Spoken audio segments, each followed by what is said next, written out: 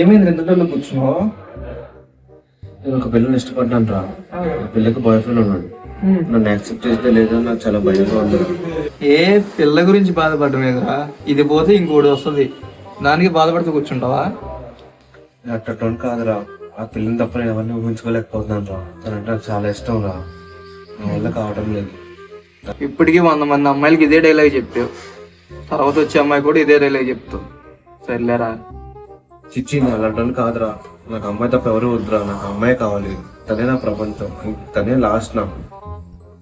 సర్లేరా, ఇంతలా బాధపడుతున్నావు కానీ అసలు ఆ పిల్లలు ఒప్పుకుంటే ఏం చేద్దామని?